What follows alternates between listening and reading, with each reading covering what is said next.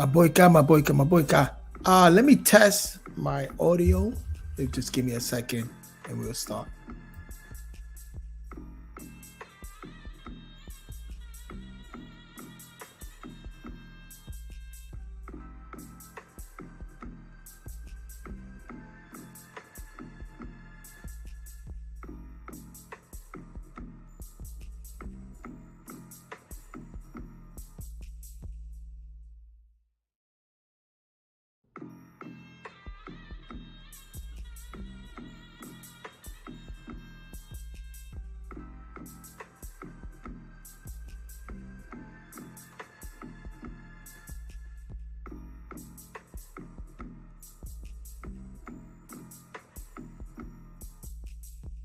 My boyka, Rahubat,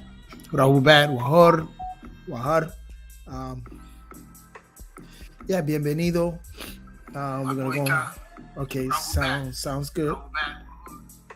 Sounds good. I just want to test my audio, and I am going to go on, and let's see. Okay, so just a recap. We've been speaking about Genesis. I've been revisiting my Bible studies. What I found out also, as I think about it, how through times, certain things change. You gain more, more knowledge. You gain more inspiration. You start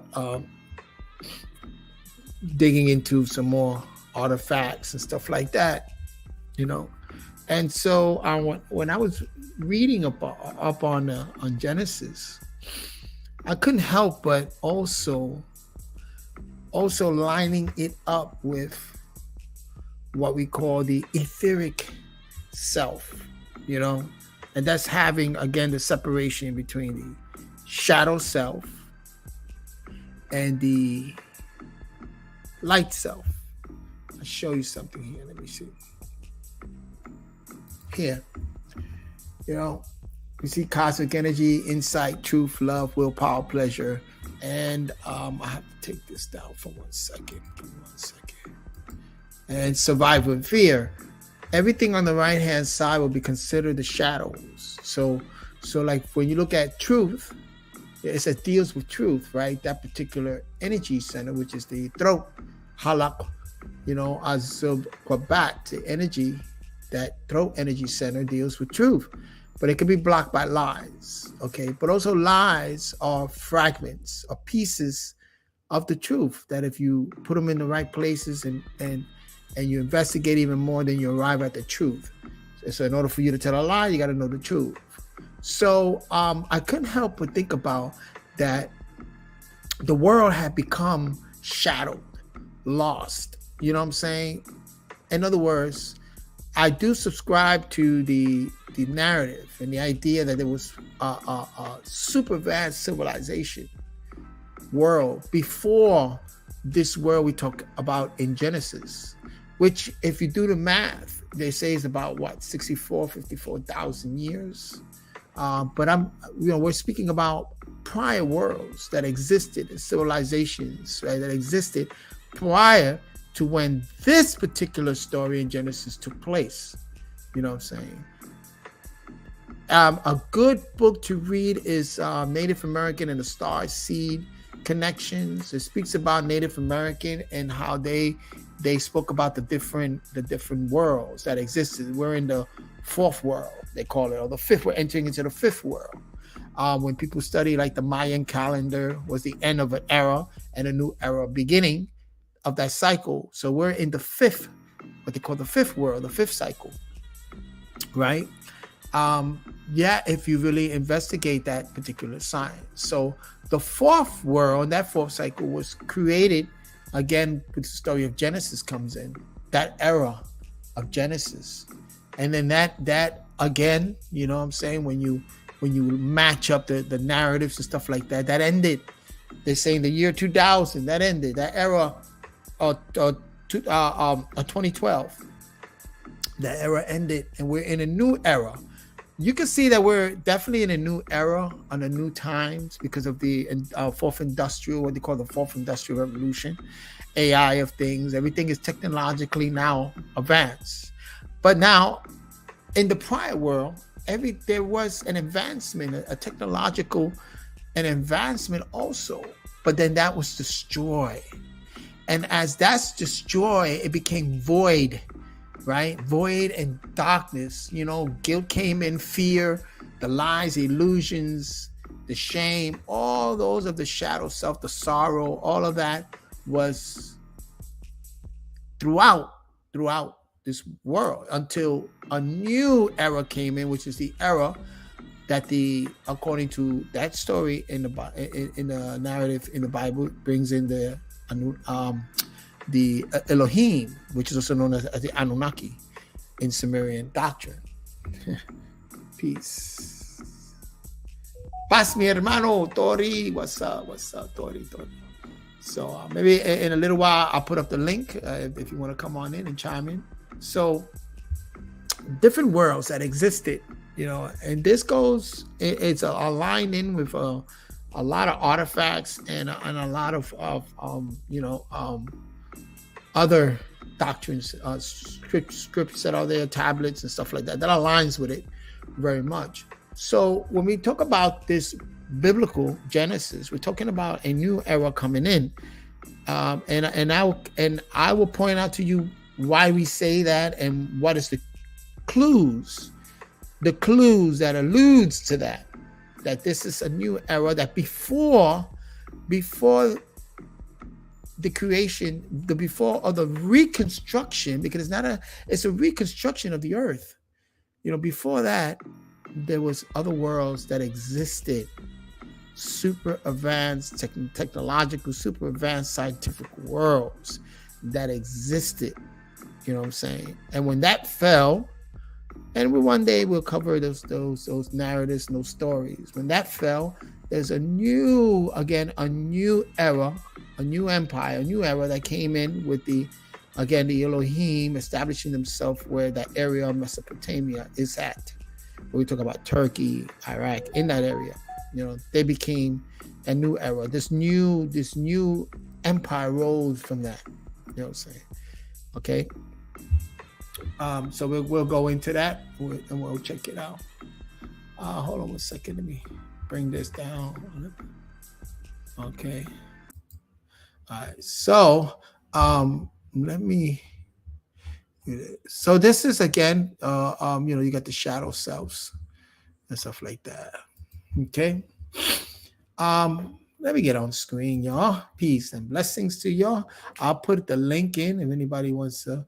Let me first, relate some things to you. First of all, I like to, even though I don't subscribe to that, but I like to give my condolences again to the Queen of the North in England. She transitioned, so my condolences to the families and stuff like that. Which I know none of them are listening, but it's just my graciousness. It's just me acknowledging that for everybody. That's not, and neither do I subscribe to that narrative. Oh, she's a reptilian queen or all this. I don't subscribe to any of that narrative stuff like that. We're humanity. We're living on here, and certain empires did some things, and they have to account for that. But again, that's another era that's being shifted from us. You know what I'm saying? So it's just to acknowledge that. So let me bring up where we left off. Here. Just give me 1 second. Here we are.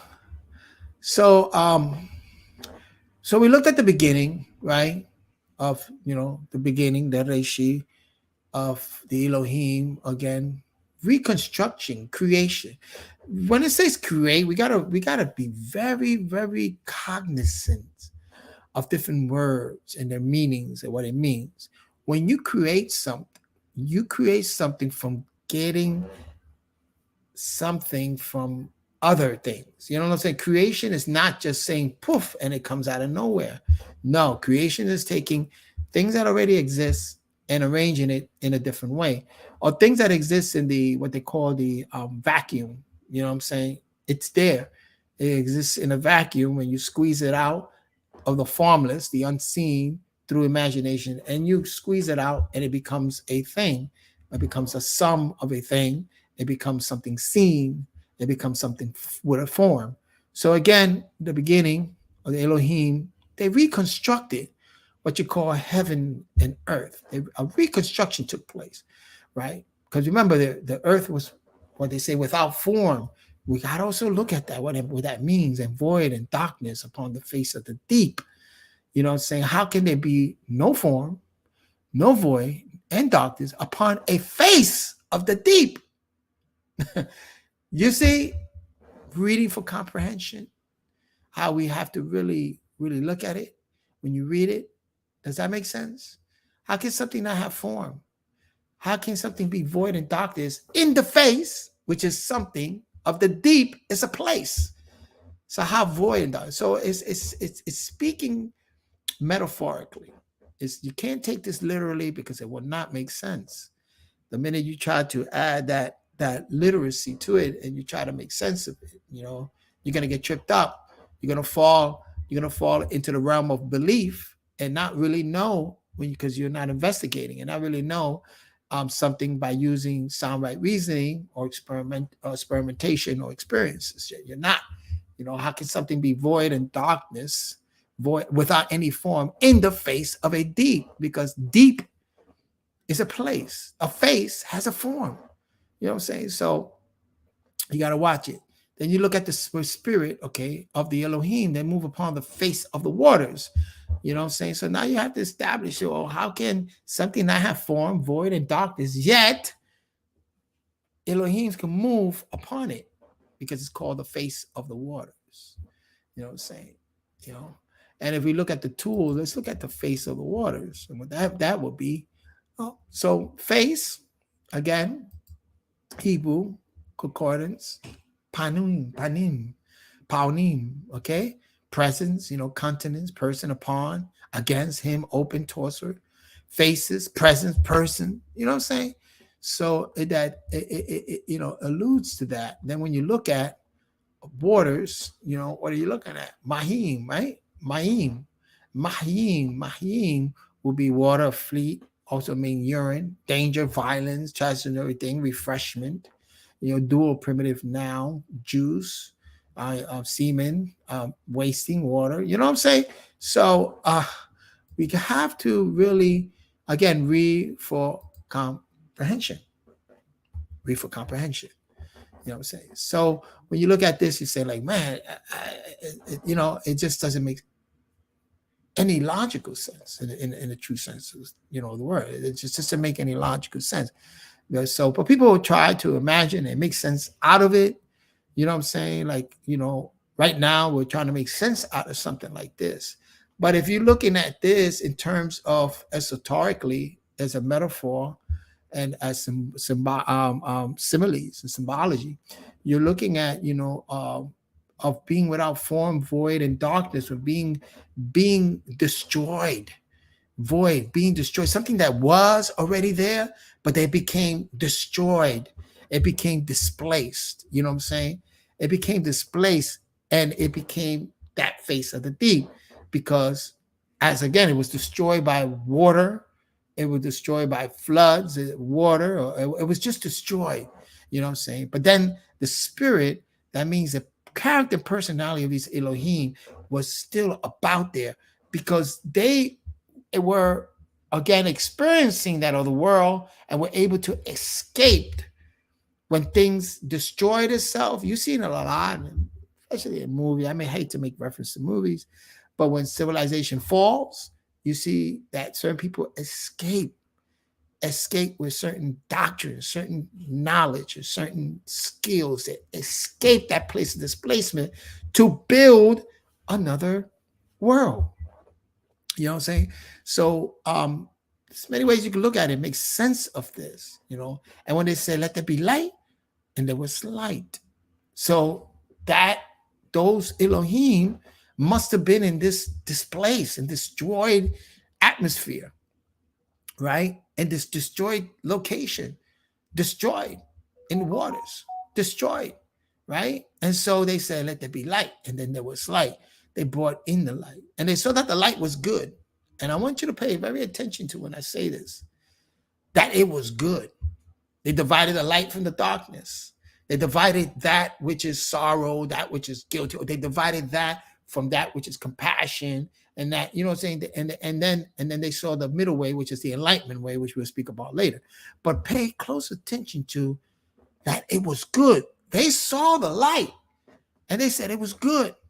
And so they called the light day, and the darkness called night, and the evening and the morning were the first day. Then you look at the filaments in the midst of the water, and like he divided the waters from the waters. Well, you got atmospheres, you know, that also waters from the waters. There's so many ways you can look at this, but I just want to, I will have to come back to this to really break this down. But I just want to pay attention to certain things that are being said here, right? So the filament, call the filament heaven, but but here he created the filament, divided the water, call it one of the filament heaven. But then here, um, he created the heaven and the earth. Again, a inconsistency here. You know, what I'm saying, what it means that he already had refurbished the heaven and earth, but then over here, he's creating another type of heaven, right? He refurbished and created a heaven at first. Now he's creating a firmament, which now he's relating. He's saying that it's heaven in the evening, and that was the second day, right? Let the waters under the heaven be gathered together in one place. Waters under the heaven, all right? Or you can look at it, the atmosphere, the heaven, the constellations, those waters, right? The constellations, because when you go into scientific and you go into astronomy, we're in a bag of plasmic, the solar systems, are being birthed within a what they call like a plasmic bag, because you need those conditions, and so we were in a bag of plasmic bag, and it bursted out, and then you have all these solar system being born. You know what I'm saying? But that's astronomy. We'll go there later on. Give me one second. Yeah, so again, he called the dry land earth, Eret, ground, earth, and the gathering together of the waters, he called it seas. And God, now again, God saw that it was good. At first, he created the heavens and earth. He created heavens and the earth, and the firmament, right? And he saw it was good. Now again, he sees all these seas gathering, oceans and seas, and he see how good, right? He said, and it was good, right? Now God said, the Elohim, let the earth bring forth grass, herb yielding seeds, and the fruit tree yielding fruits after its kind, whose seed is in itself upon the earth, and it was so, right? Mentions the seed within within the seed, inside the seed is all the genetic blueprint that fruit needs in order to be the fruit that it is. It's in the seed, right? So he yield that herbs and so and so and so. Earth brought back all forth grass, herb yielding seeds of the kind, and right, who seed in itself after its kind. Again, listen, God saw that it was good. You see that? He saw that it was good. So now he's creating heaven and earth. He's creating waters. He's creating now plants. And he's seeing that it is good. It specifically says that. Pay attention. God saw that it was good. And then that was the third day, right? Let there be lights in the firmament of the heavens to divide the day and the night. Let there be signs and seasons for the days and years. Now we're talking about seasons,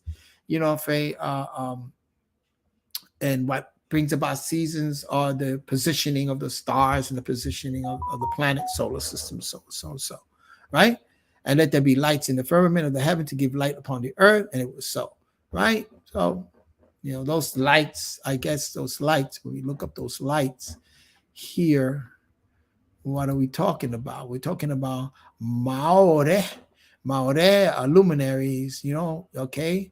Luminary bodies, brightness, cheerfulness, chandeliers, bright light. What? Stars. Or you can say illuminating stars and stuff like that. You know what I'm saying? But also remember that this is the reconstruction of a doctrine, a reconstruction of a ritual, spiritual way. So you will also have to look at this lamps, you know what I'm saying, reconstruction of that lamps coming in, you know what I'm saying? So, but we're not gonna go there right now. 1 second. On and on and on. So he made the two lights, the greater light to rule the day, the lesser light to rule the night. He made the stars also. So the great lights, I don't know, that's seems to be a little consistency there. And the greater lights, lesser lights, you know what I'm saying? The moonlight, or greater lights and lesser lights, you know what I'm saying? Then he made the stars also. I don't know. That kind of be a little, again, don't try to make sense out of all of this because it's written very tricky. Okay. And to rule over the day and over the night, and to divide the light from the darkness. And again, God saw that it was good. Specifically, you got to bear in mind that it's constantly saying that every time God creates something, right, or reconstructs something, he's seeing that it's good. Good work, good work. That's the fourth day. On and on and on. Let there be water, being abundantly moving creatures, fowls that fly and stuff like that, whales, creatures. Now we got all the creatures coming in, the fowls, the winged fowl at this kind, everything, even serpents. Everything is coming in here. Again, God saw that it was good. Specifically, it says this. Okay? And I'm pointing this out for a reason. Watch. God bless him saying, hey, be fruitful and multiply and fill the water. Now, pay attention to this here. And God blessed them saying, be fruitful and multiply and fill the waters in the sea and let fire multiply in the earth. And the evening and the morning of the fifth day. Okay? Pay attention to be fruitful and multiply. This is the fifth day. Now, again, God, let the earth bring forth these living creatures. Again, the cattle, creeping thing, beasts. Again, it's the same thing. He's already creating fowls, already creating sea creatures and everything. Now he's still creating, right? And God made the beasts of the earth after his kind and cattle after their kind. So a distinction between beast and cattle and everything that creepeth upon the earth after his kind. Some say that this is where the serpent comes in, the beast, right? Right? Let's look at the tools. Made the beast meaning kawi, right? Meaning creatures, living thing, beasts, or flowing fresh water. Look at this, living, alive. As an adjective, reviving, relative, sustenance, maintenance. Interesting. Community, renewal. Very interesting. You get what I'm saying? You just gotta do the research, like I said. Very interesting when he mentioned the beast of the earth. I thought beast was kind of negative, but over here, as we said, it's a positive. Interesting. And then again, we saw that God saw that it was good. Now, pay attention. This is where I want to get at. God said, let us make man in our image, right? And after our likeness. And let them have dominions over the fishes of the sea, over the fowls of the air, over the cattle, over all the earth, and over every creeping things that creepeth upon the earth, right? Pay attention now. Man in our image, in the image and the likeness is this man. Now, let's look at this man, okay? Let's look at man. And God said, right, the Elohim again, said, let us make Asa, Adam. Here he uses the word Adam, man, as Adam, a person, right? But look, hypocrite, man, Adam, city of Jordan, okay, human being, common sort, a low man, means of low degree. You gotta, and this is in the Strong's dictionary. Rudy, a human being, okay? So he's making our image and likeness, but yet he's giving him a word, Adam, which life, damam, blood, the lifeblood, right? But it's also referring here as a low man, means of low degree person. You know what I'm saying? Mankind. And Sabaean is Id, which is also a part of Phoenician language. So on and on and on. Human being, right? Man, so called from the idea of redness. Compare. The Atlas distinguished two races of men, one red, ruddy, which was called white, and the other black. You know, both these races are sprung from Adam. You had the red man. That's what said that Muhammad came to the black and reds. There's a red man, a ruddy type of man. Okay, so it's alluding that this man was created in the image and the likeness, right? Right? Now check this out, right? I want you to listen to this really good. I will look at it really good, right? So God created man in his own image. And the image of the Elohim created he, him. Male and female created he, them. Now, it's not saying that Adam and out of the rib comes Eve. No. And this is in Genesis. This is before that. Male and female created he, them. What is male? Zakar. See that? And Nakeba. Zakar. He created him, it, Zakar. Nakeba. Zakar. Male and female. Nakeba. This Adam was known as Zakar, a male, right? And his counterpart was Nakeba. You know, right here. Before. Now, I'm jumping a little ahead, right? Okay. Now look at this. This is in Genesis 1:27. He blessed them and said upon them, be fruitful and multiply. Look at this. I will pay attention to this because we're going to find this later on when it comes to the story of Noah. That's what I said, that there was a world before this Rudy man, this Zakar, and the cable was again created. And later on, we'll tell you, I can relate to you another narrative story of how that came about. All right? Because Zakar or Adam, Zakar had a belly button, right? Right? And he was an Eve and the cable also, so she was able to procreate, right? Right? So we gotta look at that. You know, so they must have came from a womb, again, of the waters of the mother, or the wombs of the earth. So listen really good. To be fruitful, multiply, and replenish the earth and subdue it. Okay? And have dominions over the fishes of the sea, over the fowls of the air, and over every living thing that moves upon it. Dominions. Dominions over the sharks. And those killer whales. Dominions of those creatures that are in the sea. Or how about the dominions over the lions and the great apes?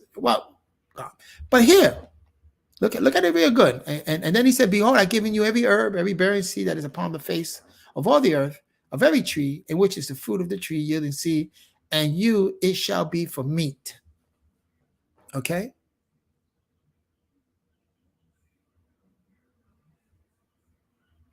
Again, every beast and the creepy things, everything. And God saw everything that he had made, right? And behold, it was very good. And that was the sixth day. So after he created Zakat and the Nakeba, he didn't count that day. And it's not mentioned. And was he created on the sixth day? He did not mention. And God saw that it was good. No, he's looking at everything he created and said, everything is good. But so specifically, he did not mention about Zakar and Nakeba as being, he saw when after he created man and woman, male and female, that it was good. No, it does not mention that at all. Okay. So,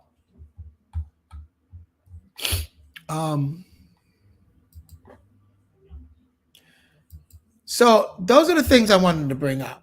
Hold on one second. So again, for this particular podcast, if anybody has any questions, I'll put the link here, right?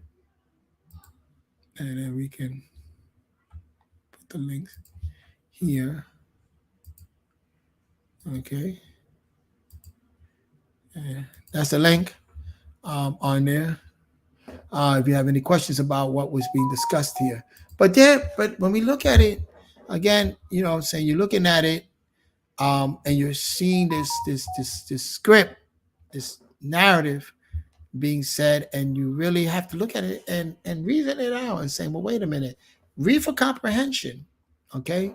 Because here we have again, the creation of heaven and earth, but then over here we have the filaments and being again divided, and one's being called heaven.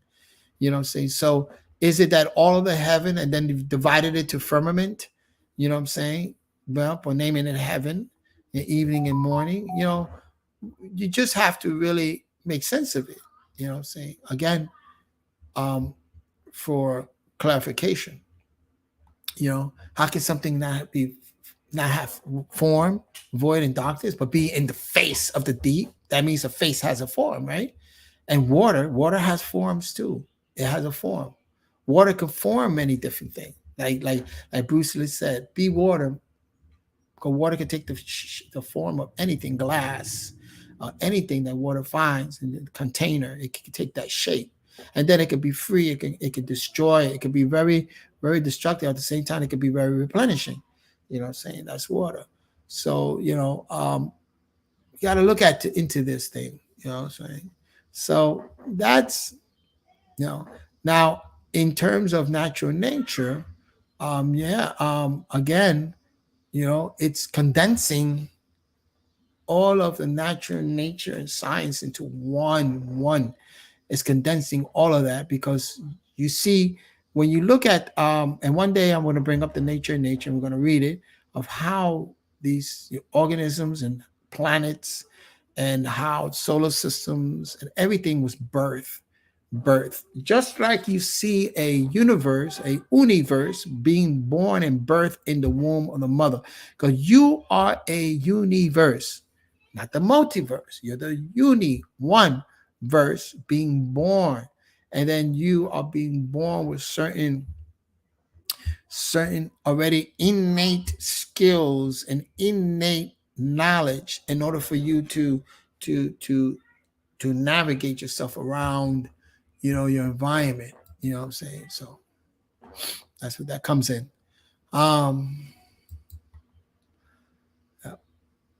So when you go look into the nature, which I'm gonna pull up for you in a few minutes, and later on I'm gonna need to go into, let's see, I'm gonna need to cue it up when I bring in the nature. Definitely gonna cue it up. It's not there, right? I think it's not there. No, it's going to be in another. Yeah, it's going to be in another. Just give me 1 second, y'all.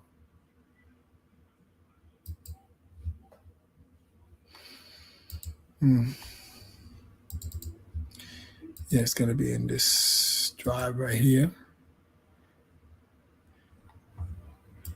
Yeah, I think it's in this drive right here. Is it? Yeah. Yeah, it's in this drive right here. Let me download this. I gotta download it. Okay. I gotta download.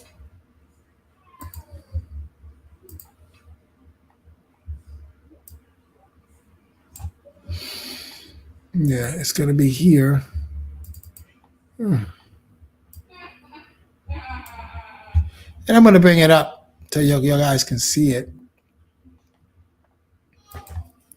So you can see what I'm talking about. And I'm going to actually start my classes dealing with this, because I find some very good information on that. Even I don't subscribe to that particular organization, stuff like that, but I do take certain doctrine, certain things, because like I said, in order for you to tell a lie, you gotta know the truth. So I like to seek out the truth. I like to seek out those doctrines, seek out that truth within there. Let me see how I can do this. see. Okay. And here it is. You should be able to see that. This is called book one, the nature of nature and how. So yeah, I'm going to read from this and about absolute nature and the beginning and the formation of what we call those solar systems, right? Um, Triad. Let me see where I can find it. Yeah, I'm gonna have to do some digging in here. And the suns of the cosmos are called the true stars. This is a forward. Uh, yeah, we're gonna go into this just to give you a little bit of what this is. How you can extract from even from the Bible, you can extract. What I'm saying, how all of this comes into play. In the triad. Want to first introduce to you so that you really understand what it means for triad.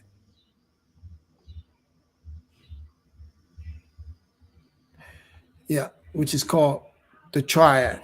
So to really understand where we're going to go with this, yeah, I'm definitely going to have to do a little bit of synopsis of what this is. You know what I'm saying? The eternal, infinite nature are three major existence. Think about it.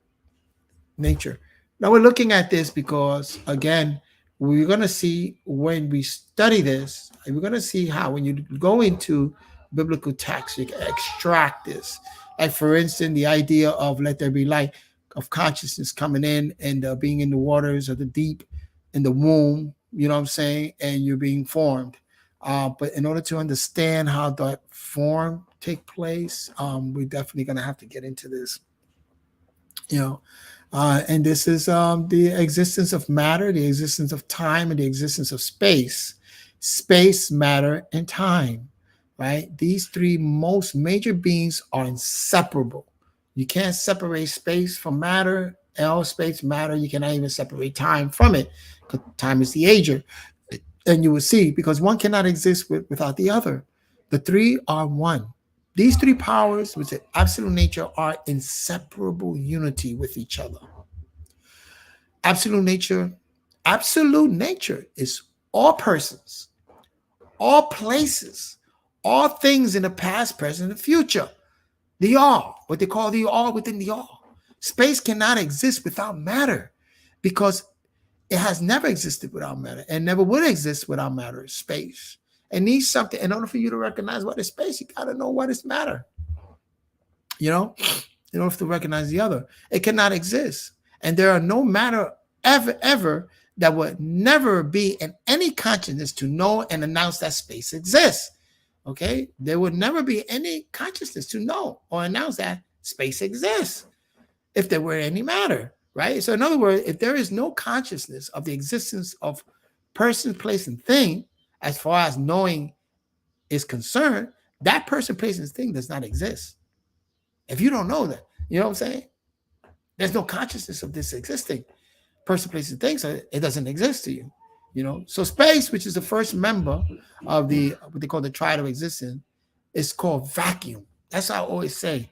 The unseen, that space, it's a vacuum where all those protons or phonons and everything, the possibility of anything that can exist exists within that vacuum, and it's perfect because it's the unmoved mover. It moves these particles within but space itself cannot be moved. You see, but it facilitates the movement of all other particles, right? But it cannot change, and it can never be changed because it is, again, nothingness. And look at the word no thing, thingness, or no thingness, and we're going to go over what that means because you're dealing with a prefix and a suffix, right? Space, which is an infinite vacuum, is the unmoved mover, which I said, the unmoved mover. because it facilitates the movement of all by offering no resistance to the movement of matter, and can attract matter by suction. It attracts matter by suction, plus the fact that space cannot move and cannot be moved. Right? So let that be remembered always, let it be known. Do we understand that concept about space and that vacuum of the unmoved mover and how it facilitates all the possibility of anything that can exist that exists within that what we call the unseen, that vacuum. Okay. Now, infinite space is also the container of existence because it holds every person, places, and thing that exists. Space holds it. You know what I'm saying? How you know something? Matter occupies space. You're occupying a space right now. Things occupy space. Places. So space holds all matters. Furthermore, eternal space is the path in which every person, place, and thing must travel. So we're going from the unseen to the seen, back to the unseen, which is that path of eternal what? Vacuum. Eternal vacuum. So space is the path of all. That's the path. Whereas absolute matter in a positive represents the matter perfection and all of persons and things in nature. Matter perfection. Absolute vacuum in the positive represents space perfection. Absolute vacuum is space perfection of persons and things, because vacuum is perfect, it's unchangeable, it's unmovable, and it's what we call blackness. Okay? And blackness is the only perfect and absolute color condition in nature. For all the other colors come out of black. You feel me? It's the vacuum. If you mix all the colors together, it's going to come with black. It's black. And then white will be reciprocal. We will speak about that. That's dealing with the science of what? Colors and the science of light, right? Vacuum is the magic magnetic opposite of matter. So vacuum is the opposite of matter. It's the magic magnetic opposite. And it hides matter and it germinates in it the cover, in the cover of darkness. Vacuum, that blackness, germinates matter. You need that condition in order to sprout something, right? You need that condition.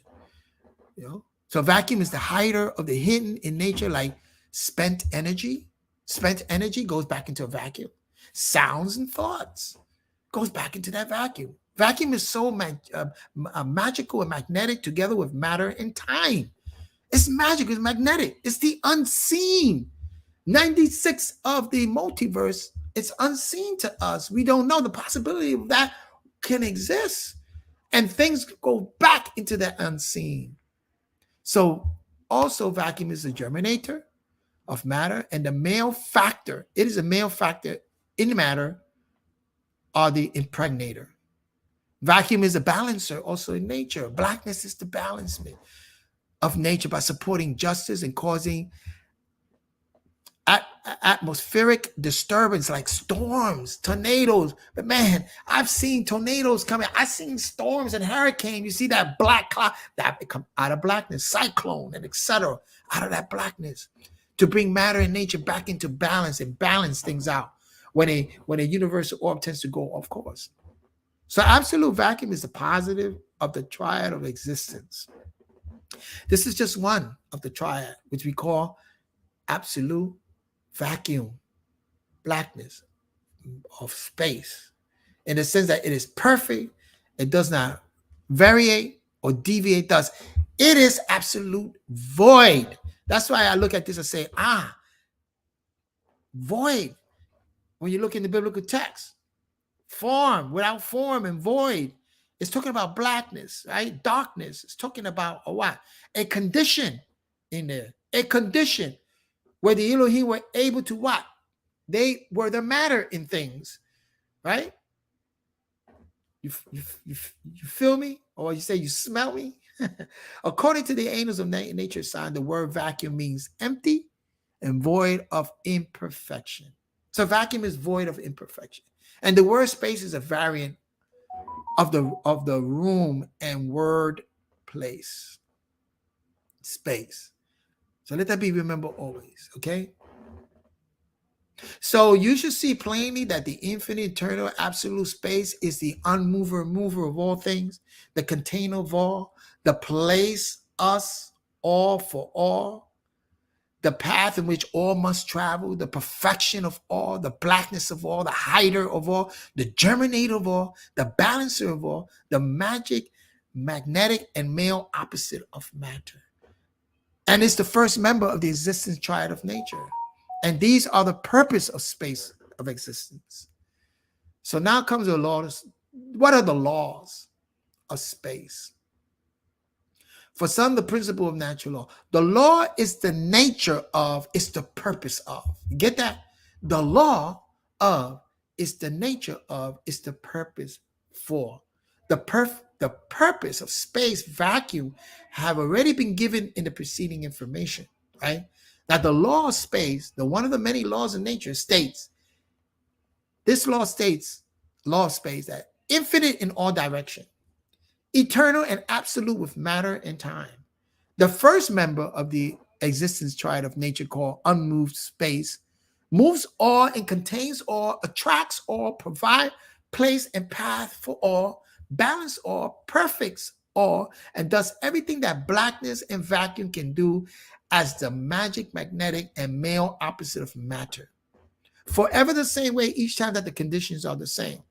And by help of eternal matter and eternal time in accord with the nature of nature. Space, who is the infinite vacuum and the endless blackness, is the opposite of matter, who is infinite somethingness and endless potency. Space is vacuum and blackness and perfection. Okay, we're going to leave it there because then, let me mark this. Make sure page 35. All right. So again, so when we read biblical texts, right? Again, we're reading, and if you could apply nature science to it, you can extract some very important information. Because if you take it off of face value like that, you're going to wind up confused reading the Bible. You're going to wind up they call giddy, insanity, insane, right? That's why these people yell, and these people are insane when they try to read this scripture. They try to read it, try to take it off of face value. Now they wind up crazy. Lunacy. They wind up crazy because they create their own doctrine and dogma, and that's the luna, that's the moon side, the moon energy and space, and doctrine and dogma. And so that's what they wind up with. They wind up with illusions. They wind up, sorry to say, because they don't reason. They don't experiment. They don't reason. They don't experience it. So they don't know how to apply nature, natural science, which is all around you. It's all around you. Natural science is all around you. You can't help it. Nature is all within the all. It's all around you. So when you know these laws of nature and the purpose in these laws, its purpose, right? Its origin. Then you get to make sense out of things. Make sense, especially these doctrines, dogma, these scriptures. You can make sense out of it.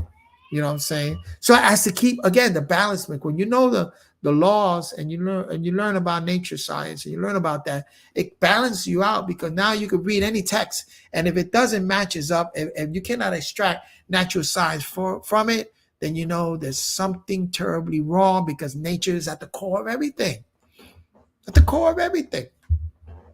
You know?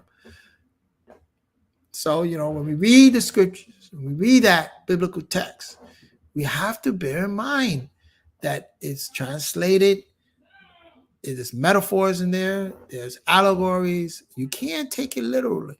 A lot of these things you cannot take it literally. Some it's literal mixed in with the metaphor, the similes, and the allegories. So you have to know how to distinguish that. That's in the Quran. They talk about furqan and baina. You got an baina in between, and furqan, the explanation. You have to know that. And all And there are people that are gifted with that. And you can learn this, you know, you can learn this as to balance things out and to see it for what it really is. And that's all what we really want to do here, you know. So I'm revisiting um, a lot of this, and like I said, you know, when you read in Genesis, a lot of things take place in there that are a little confusing, a little. If you read it for comprehension, you're not going to find that much comprehension in there. So if you don't find certain thing, you experiment and you try to go out the box. It's imagination. Is the way that you take something from the unseen, bring it to the seen, the formless to the form through imagination. You know what I'm saying? That's a skill that we have. But imagination and making things a reality, you have to, again, deal with sound right reasoning at the core of it, sound right reasoning. So you have to reason things out. You have to learn what is sound right reasoning, a correct way of reasoning things, putting things together. We got to know how to do that. There are people that study deductive reasoning, inductive reasoning, and all these type of reasoning skill, paradoxical reasoning, critical thinking reason. All of this plays in mind. You know what I'm saying? You know, so we have to be very cognizant of that. And I'm gonna do my best to introduce you to that, bring it there. Like I said, I'm revisiting a lot of things. So when I read Genesis and break down Genesis, for one, like I said, I don't take it off of face value. I'm not gonna look at it allegorically. You know what I'm saying? I'm going to break it down with those tools that the Bible concordance, a lexicon, and many different dictionaries. And I'm going to use those tools to try, you know, to definitely look at, put the pieces together and definitely look at the origin of where this thought is coming from. You know what I'm saying? Because it's somebody's imagination. You know what I'm saying? Someone's imagination. Well, anyway, I'm going to leave it there. I've been on here already 53 minutes. And next time, anybody wants to come in. Oh, let me see. Yeah, anybody wants to come in, they're free to come in and have this discussion. So, you know, we saw, you know, that we're seeing a lot of things that don't make sense, you know what I'm saying, in those texts. But we have to try to make sense out of it, or at the same time, that which don't make sense, hey, put it to the side. Doesn't make sense. But what makes sense, you see, we have another sense right here. Not only the touch and feel and taste and hearing, you have a common sense, which is not so common. You have a sense and ability of discerning things, right? You have this sense, this balancement between reality and illusion, right? You have this sense, you know what I'm saying? This sense here in your brain, have a sense, you know, to make sense out of things. Use it. Use it. Again, you know, it's a skill that needs to be harnessed because, you know, we've been taught. Some of us keep it, we're born with it. Some of us keep it, and then some of us lose it. You know, our sensibility, so we become insane, lunacy, insanity.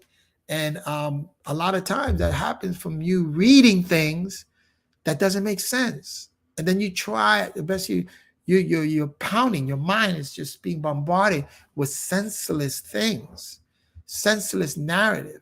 And when that happens, it leads you to become again a believer as opposed to a knower or mystic, knowing certain things for facts.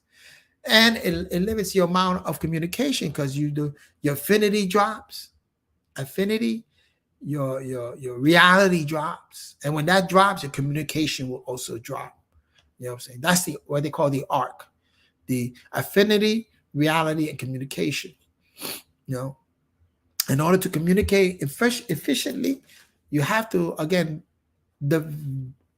build that reality with that person, and then also have that likeness, that affinity. You know, so when that happens, then you can open up those communication properly. Same thing with biblical text. You got to create that reality. You got to look at it and you got to say, well, you know, I know this is a script. It's written, translated by men. It's written. I know I'm aware of what was allegory. I'm aware of what metaphors are. and I'm aware of what literally are, and I know that a lot of this cannot be taken, cannot be taken. Let my brother in here for a few. Um, Tori, how you doing? I'm Peace and good. blessings. How are you? I'm doing okay. I'm definitely doing the best I can do over here. You know? Yeah. Yeah, I was hopping in and out. Okay. What were you talking about?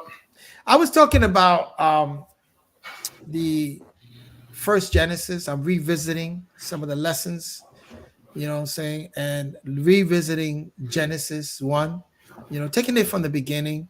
Um, and what drove me to do that is because I understand that you have founders and want to either understand that that's one of your interests. So I said, let me go and revisit, because when you revisit things, and then I say, in order for me to properly communicate with anybody and they're into the biblical sources, I need to establish a reality, you know what I'm saying, with them, affinity, and meet them where they're at, you know what I'm saying, so that we can grow together in certain things. So I spoke about Genesis. I don't know, you didn't catch what I spoke about Genesis 1?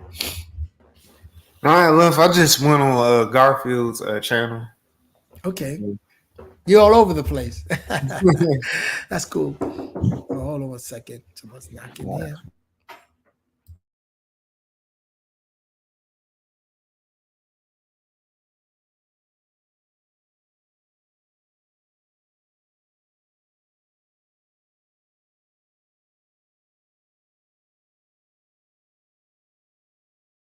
Yeah, what's happening in Garfield's channel? Oh, he's talking to Gideon. You know Gideon Yisrael. No. There's Donna Stepper. Donna Stepper. no, I don't know who that is. Yeah, he's a Hebrew Israelite. Okay. Uh, he be on Garfield's channel. He be on the Lansden sometimes. He be on Sonetta sometimes. Oh, And yeah, and he be. I guess he makes a lot of claims, but he doesn't substantiate them. And Garfield sometimes he gets fed up. He calls them out. yeah. Garfield is Yeah, gonna do that. He's gonna yeah, drill him on certain things. You know what I'm saying? hmm yeah. He's calling them out right now. They're having a discussion right now, a heated one too. What it is discussing, if you don't mind me asking. What actually? I think they were talking about Africa and Simeon or something. It was something like that. But they were talking about like Africa and some kingdoms or something like that. Some kingdoms in Africa has a lot of kingdoms, Yeah, yeah, and they all were that. talking. I think he was saying Gideon. He was like talking about he looks at things through a biblical filter, right? And he believes that Israelites. He believes that he's an Israelite. So Yeah. yeah, that's. Well, I mean, which is fine if that's what you believe. that's what you believe. You can't Um, claim to be one if you can't prove it, though. exactly, Yeah. exactly. That's yeah. You got to establish that. Definitely proof. You know what I'm saying? I could say, yeah, I'm a Native American, right? How am I a Native American? How? Oh, I have to prove it, right? Now you can say that you have Native American ancestry. That's right. You see, Yeah, very good. You see, it I would be can't more say that. correct. Yeah, yeah. It'd be Oh, more well, correctly to say I have Native American, especially Caribbean, Native American ancestry in my bloodline. First, I've done my DNA; it's going to show up. And second of all, because of my culture, I see it in my culture very heavily.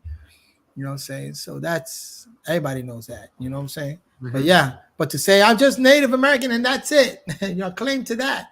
Nah, the world is not like that anymore. We have such a mixture of different, bloodlines, lineages. We have so many different lineages and mixture. There is no really.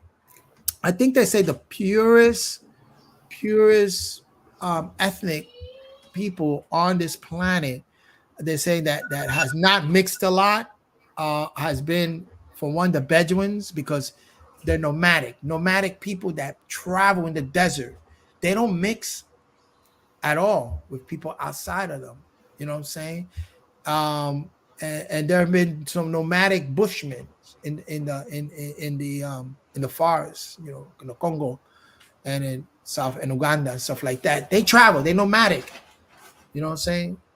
Those are one of the more purest, but as far as when you go out of that, amongst Native Americans, amongst in Latin America, Caribbean, African American, but we're mixed.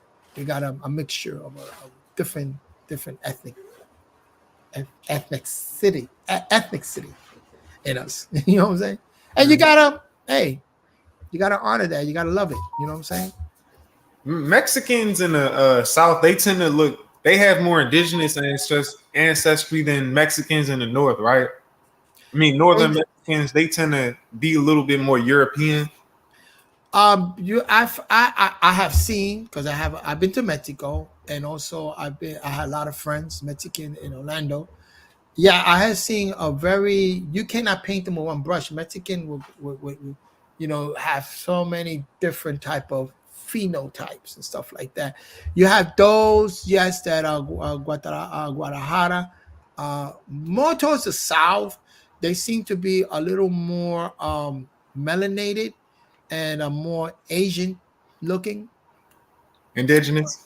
Yeah, more indigenous, more Asian, I would say, because when you say indigenous, it's Oh, very, yeah, it can mean many different things.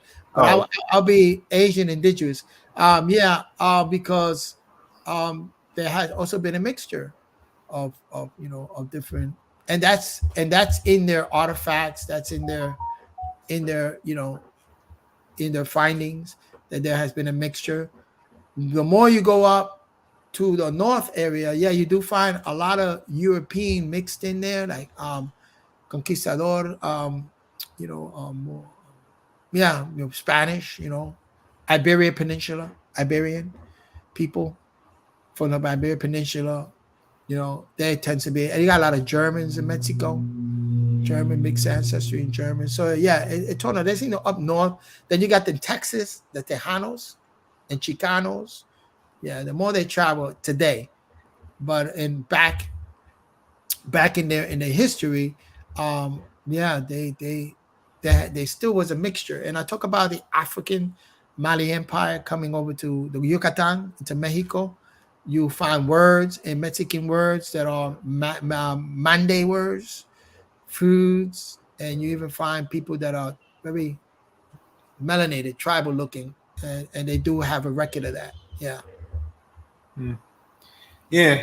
I was looking at the I was looking up, the indigenous population, of like, the countries in, on the Western Hemisphere, and it said that Mexico had the highest,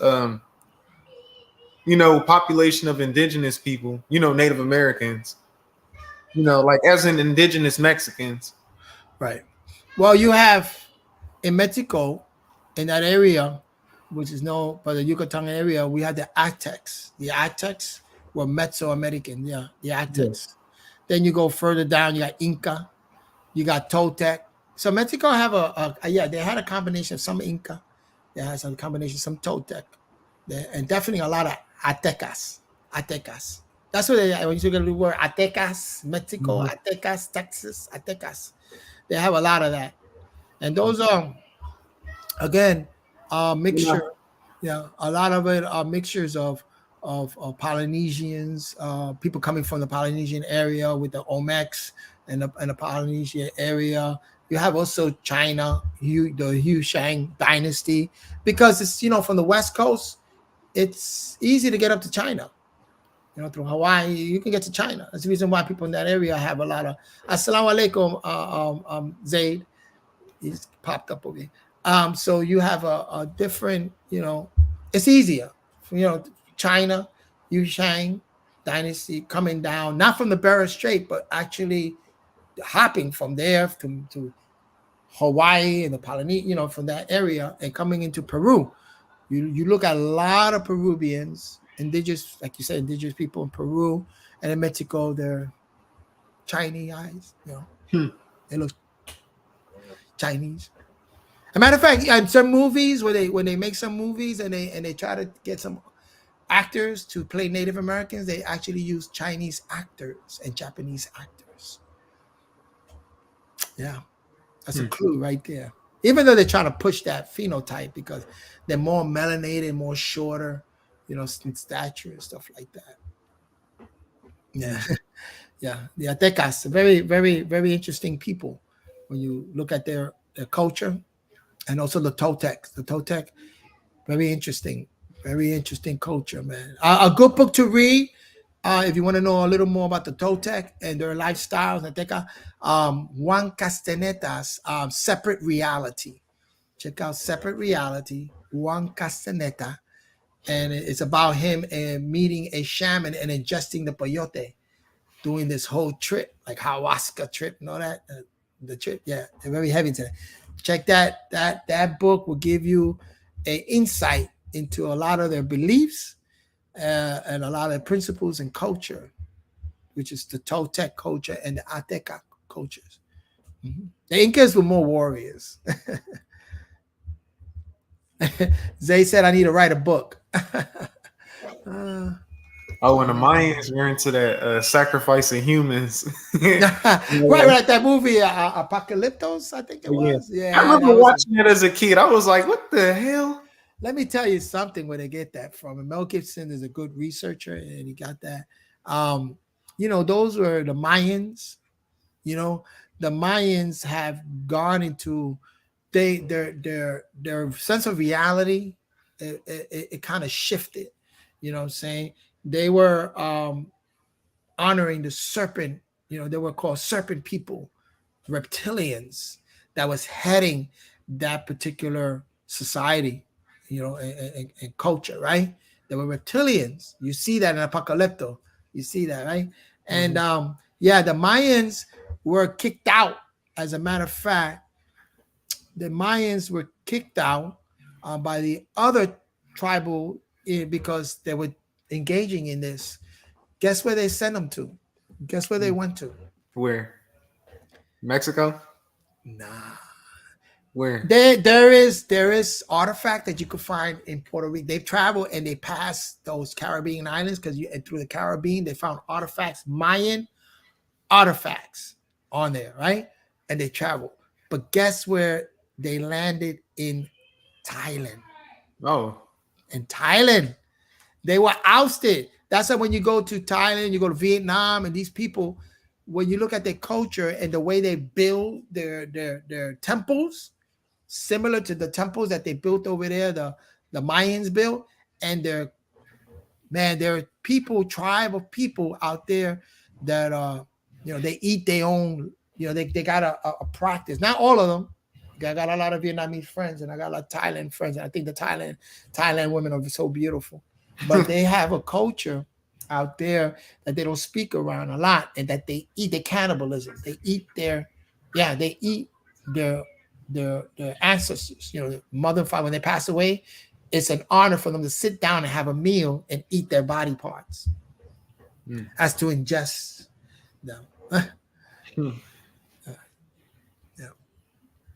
It's interesting when you and I saw that I think in a documentary. I was like, yo, wow. So it makes a lot of sense that the Mayans, who was a lot into those practices, would be ousted. Because you see, and I spoke about this in Genesis, about Genesis, when it mentions about the world was void, right?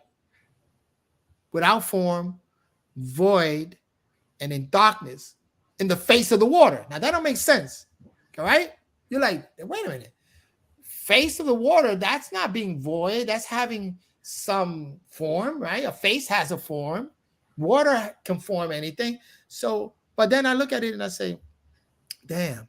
Let me backtrack. I say, but wait a minute. The another book that I recommend was A Native American, the Star Seed Connection. In that book, there is a young lady, a shaman lady, that says we're passing the fourth world and going into the fifth world. That means that there were other worlds that was predating our world. Now, when you look into Genesis, you're only looking at, what is it, 54,000 years? That's what people say. Oh, the world's only 64,000 years old. No. When you go into ocean geographical studies and you go into that the world's much older than that. So there were other worlds, civilization that existed way before this civilization that existed. And so when that civilization fell and destroyed itself, right? Right? It destroyed, that's like being without any form. You know what I'm saying? Because you got waters, a big deluge, waters and destruction. When you read in your blue letters in the biblical text, you see this, that is mentioning that there's a displacement, there's a destruction, a thing. So this is the other world that existed. The Mayans, over there in that world, the Mesoamerican, they have what they call the Toronto records. They have artifacts. That's where they get the whole Maya calendar, where they say, "Oh, the world's coming to an end at 2012." No, it means the world is resetting itself. We're in another world now. We're in another world. So there was another world that existed before this, that book goes into. It makes a lot of sense. We're now into the fifth world, what they call the fifth dimension, the fifth world. You know what I'm saying? That's that biblical world that was existing, 64,000 years, right? And then they say it's going to come to an end, and that's a resetting of the worlds coming again and again and again. But anyway, that's how I saw that. You know what I'm saying? It just leads to that. You're busy, Tori? You got something to do?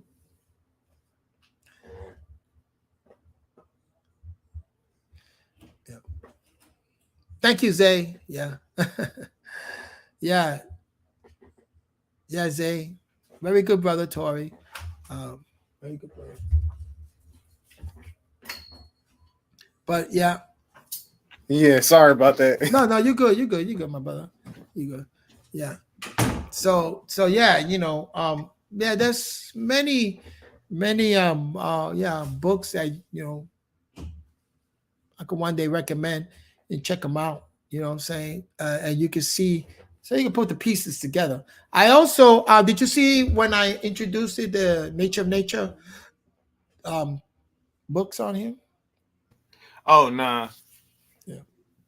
Yeah, that one talks about, you got to go back, check it out when you can. Talks about, in order for to extract natural nature from biblical text, how you can do that. But you got to know what natural nature is. You got to recognize what are those different principles. So I spoke about space, learning about what is space, vacuum. What is one of the triads of natural nature? It's perfect. It balances things out. And so you really got to get into it and check it out. Hey, Silos, have you ever read any of the letters, from the Spaniards, from the 1500s? And yeah. Oh, you have? Yeah. There's a letter. As a matter of fact, I introduced it to one of my presentations I did on Sonetta. I can't bring it up here because I got it on my laptop. I'll find it for you again. Yeah, there were letters that being sung. A lot of the navigators that work with Christopher Columbus and send those letters back to the Queen Isabella and King Ferdinand. These letters were published in 1920 in a book with Harvard University, published it at Harvard University in the 1920s. And they published these letters. And yeah, these letters speaks about, Africans being here in the Western Hemisphere. Mm-hmm. And ships, big ships, trading, big ships, Africans trading, and all over the Western Hemisphere. That book speaks about that. Oh yeah. Well, you read the book? Oh nah. Now I'm gonna be honest, I haven't really read that many books. I used to read a lot more when I was when I was 15 years old. I think the last book I was really reading was the Quran. After that, I haven't really I stopped reading that, and I stopped studying a few months ago. Yeah. Now you read the Quran in English, the translation. Yeah. English is the only language I know. Right. Well, I will always suggest that to It's gonna be difficult right now unless you go to a private school or school that teaches Arabic and how to read the Quran in Arabic, because it's just different. You know what I'm saying? When you start again, just like what I do with the blue letters in the Bible text, when you start reading in concordance, it's a different. You start reading the concordance based on the Hebrew, the Aramaic and the Hebrew Semitic language. But whereas the Quran in the Arabic, yeah, it's very different. You know, you get a very different um, perspective. You know what I'm saying, when you read it, you know, as opposed to English. English is a language that can be a little confusing for the fact that English has a lot of other languages mixed in with it. You know, like I can go to the dictionary, look up a word, and then you go to the origin of it is either Old French, Latin, Greek, you know, Latin or Anglo-Saxons. So that's why it's more difficult with English, yeah, to to do that. When you're reading something like the Quran, and let me ask you a question. Um, so you know what Quran really means, and where the word Quran, what it derived from, you know, the etymology of it. No, No. Well, you know that. Do you know the phrase "Ikra"? Bismi rabbika ladhi khalaq. You know "Ikra." You know what "Ikra" means? nah. Okay. Yeah. So that's why I suggest you should learn a little Arabic, and I'm gonna be doing classes on it, Quranic Arabic with another brother, and you're welcome to join it. You know what I'm saying? When I do it, we could do it privately. I send you a link. Oh, I can. Yeah, we have to do it privately. Mm-hmm. Um, so ikra means to recite. I say ikra. Ikra, right, means recite. Ikra. Ikra, akhi. Recite, my brother. Ikra, right? So when you look at ikra, ikra, you got kur, kur, right? Kur means a recitation. Now in Arabic, the an pluralize a word. You know what I'm saying? In English, we say both of them, right? Like both things. But in Arabic, you don't say that. If shayin, right? It would be two, both, an, two. So you're talking about a double recitation. Now, No. what Muhammad was told to Ikra, read Quran, read these two recitations. What was he told to read? Because they said that the angel gave it out, specifically told him Ikra. You see, that's when I say that if we learn the Arabic to understand where these words come from and what is being said. So Quran, Sudan, land of the two Sud, black, land of the two blacks, Sudan. You know, the an at the end of a noun will represent two, dual, both. So when Mm. you look at the word Quran, you say like two what? Quran, Qurikra. You know, you're talking about two recitation. That's a question to ask. You know, you don't want to ask your mom that because you open No. up a can of worm. Yeah. Yeah. You're My like, get out family. of here, you heathen! Get out of here, you non-believer! My family is Christian. I got a Baptist family. Yeah, I'm the Nice. only Muslim in my family. Me and my cousin. What? Yeah, it's Wow. just me. You ever got into any discussions with your family on that? Not really. You know, when I Good. was That's good.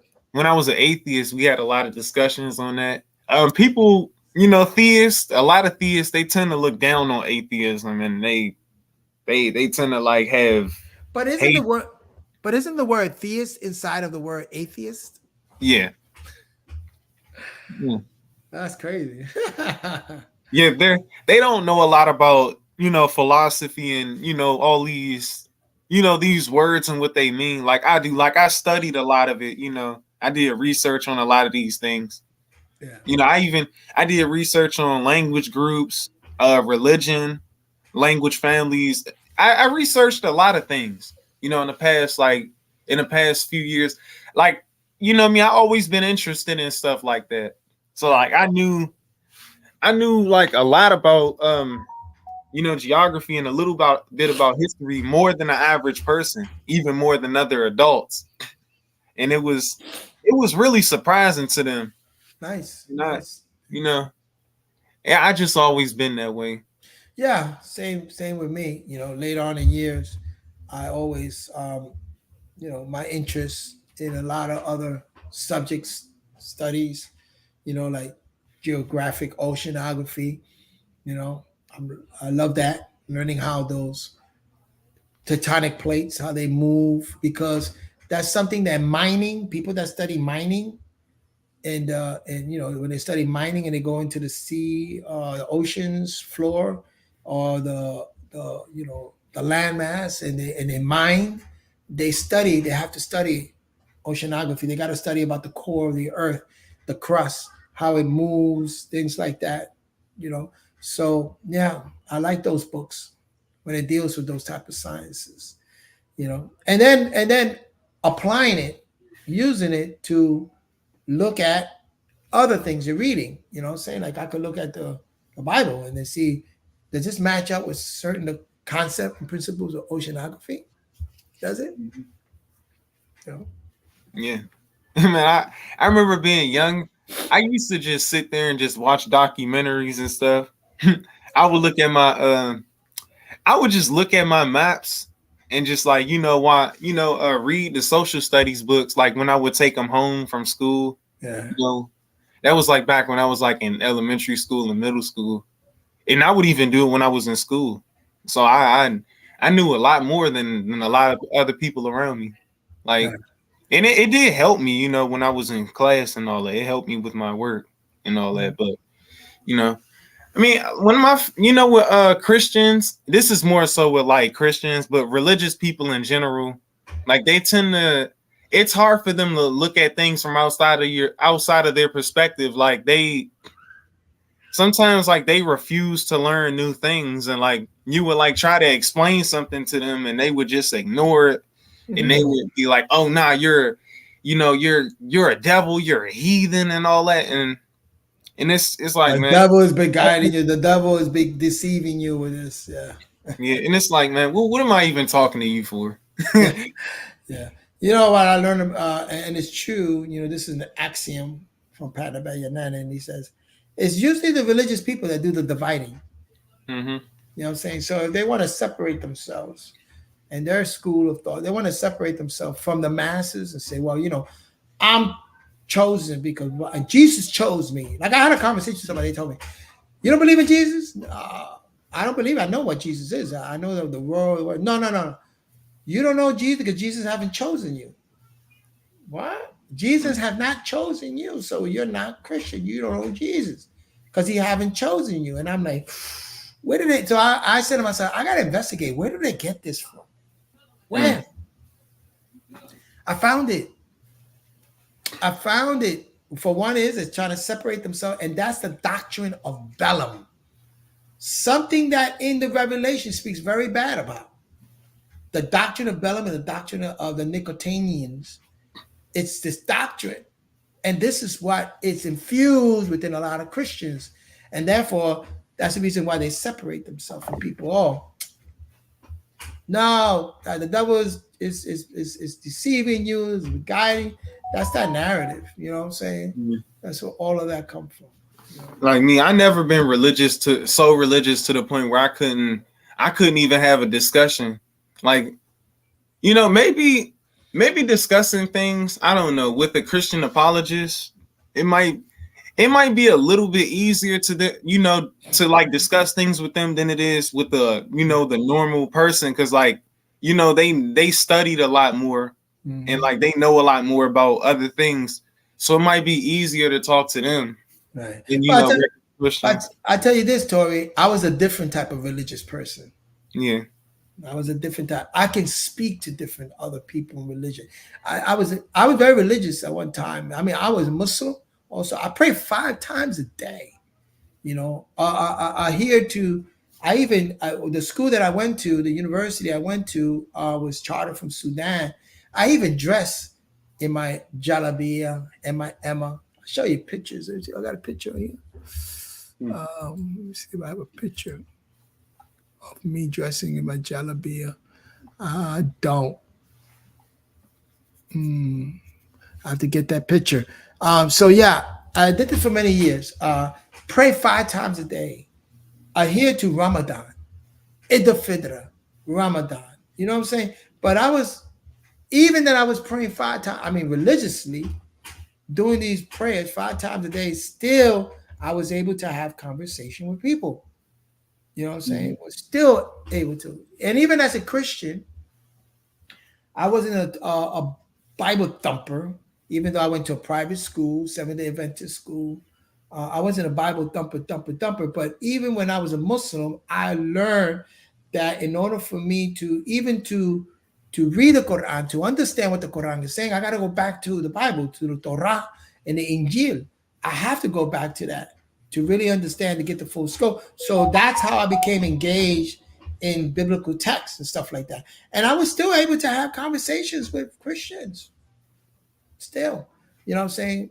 You know, that's why I sometimes I get heated. There'll be an argument when they just so like, no, they're stubborn. You know, no, it's like this, like that. They're stubborn. They don't want to hear nothing. But Yeah. those that were open, if you knew, you know, I was like, let's establish this reality. You know, I was like, let me ask you a question. You ask me questions again. Yes, sir. Yeah.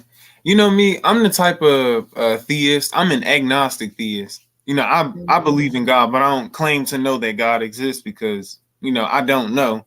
Because like if I was claiming to know, then I will have to show forth and prove that. And that's the problem that a lot of theists run into, and a lot of atheists too. Like they make claims, but then they can't substantiate them. You can say that all you want to, but you can never prove it. It's one thing to say something, but another thing to prove it.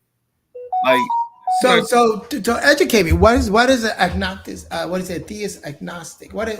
I know what a agnostic is, and the whole teaching, right, from those tablets in Qumran. You know, I know the Essenes, you know, doctrine and stuff like that. Is that what you're speaking about, or I don't understand when you say agnostic. What does that mean? agnostic. You don't know what agnosticism and Gnosticism are?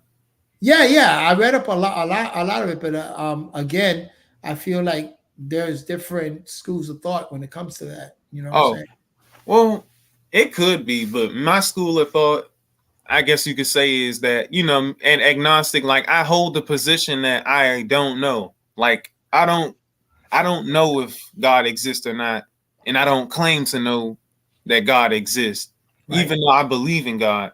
right, You know what a theist is, right? yeah, Yeah, somebody who's convinced that God exists. right. And As a deity, as a deity. yeah, and the opposite of that is an atheist.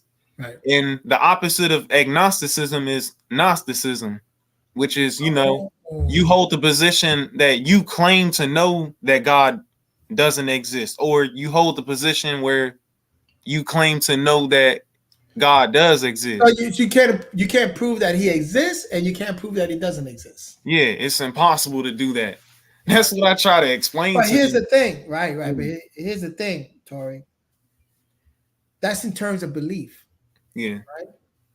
What about in knowing, Oh, in well. terms of investigation? Like, for instance, if I'm having a discussion with somebody about God, right? Hmm. First thing I'm going to say, in lack of a better term, and they're going to, what do you mean, lack of a better term? Well, for the simple reason that God is a German word. What did the Germans, how did they use that word, God, God, a good? You know what I'm saying? How did they use that term to explain the phenomenon we have around us? Hmm. You know what I'm saying? So that's knowing the origin, the nature of a particular word that we use in our in our imagination. It's like God. What is God? So that's the difference between someone who says, I believe in God, God is used all over. I'm a type of person that says, well, what is the definition of the word God? How are you using it? because God to one person is different to another person. Just have so many different explanations, different definitions for the word God. Many definitions. I want to know what's your definition. How do you see God? This word God, right? This German, if the people ask me, I say, well, for one, I know it's a German word, and it means good. God them good means good. And then even another German word is good. Like when I was God saw everything was good, good. When you take away one O, you got God, right? That's how they use it. So I'm saying to myself, is this labeling something God, this unseen?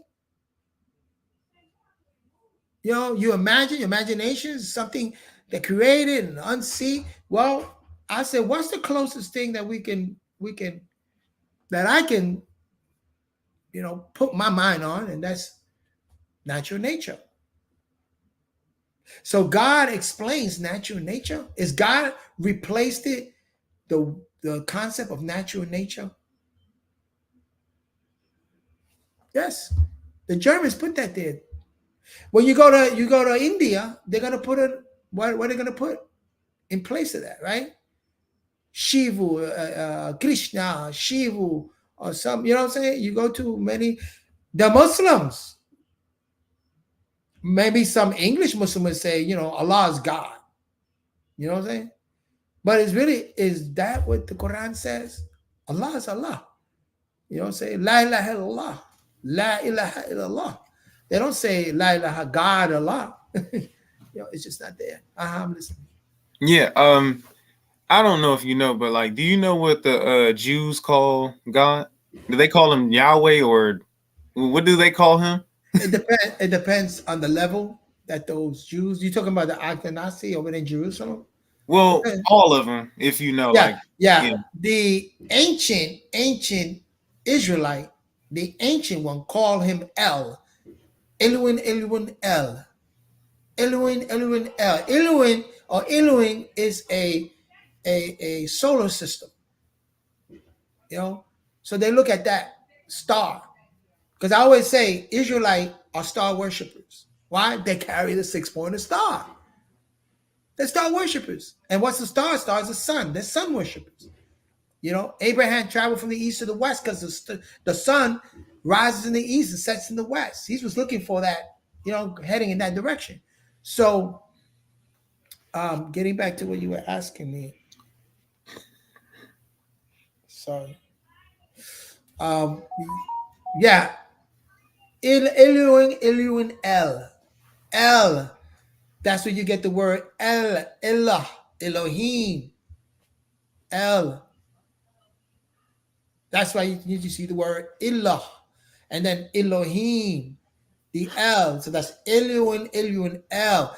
That is the original way. And then later on, it was transformed into, again, Yahuwah, one who gives life, Yahuwah, right? One of the existing one who give life. Yahuwah Elohim, one of the Els who were of the Ilah. Mm-hmm. That's Israelite, true Israelite. Then you have just like in Islam, you got many different sects. I'm saying Israel had many different sects. Also, so then some took on the way Yahweh for Yahuwah, Yahweh, Yahuwah. And then you got Hebrew Israelites today saying Yahweh. Right, Yahweh. Well, because Yahweh is also Yahuwah, but it just changed all you had to do change the verb. The what is it? Change the A-E-I-O-U. Instead of saying Yahweh, you say Yahuwah. You know what I'm saying? We got it's transliterates into that. I first found out about Hebrew Israelites, when I was just on the internet. I was 13 years old, and I just came across one of Montel Williams, one of his episodes. You know who Montel Williams? Yeah. Yeah, you used to watch him back in the day? I watched Montel Williams. You saw that episode with the racist and all that? Give me 1 second. Give me 1 second. Yeah, he's crazy. Hold on 1 second.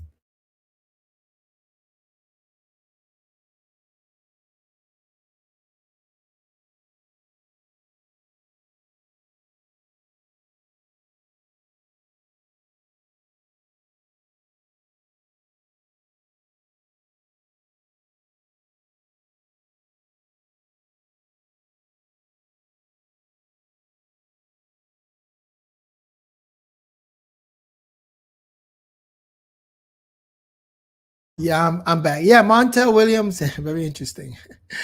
Very interesting. Yeah, yeah. A brother's asking me a question. Hey, CeeLo, how can I be mentor in or just learn about Nile Valley science? Some research, perhaps. Anything you can offer, I'm open to receive that, please, and thank you. Okay. Let me put up my email, and just at in the description, put who you are. Ethium animist. Put that in there.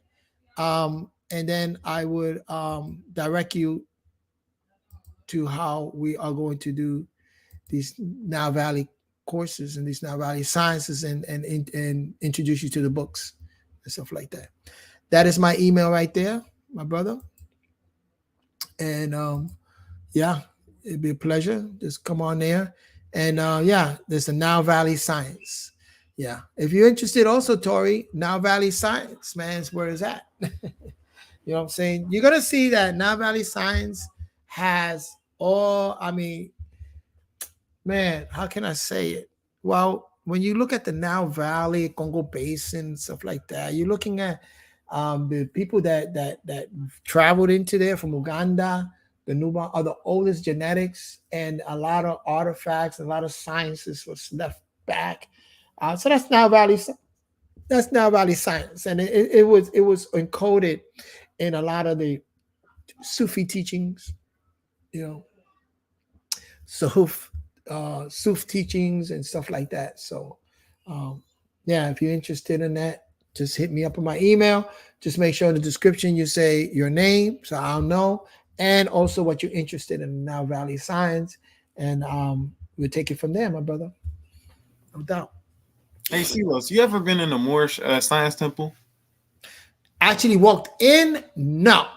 Oh, Not in it, but I know I have a lot of friends in that, and I did some extensive study in that. Yeah, I have a lot of friends in the Moorish temple. Yeah, oh, okay.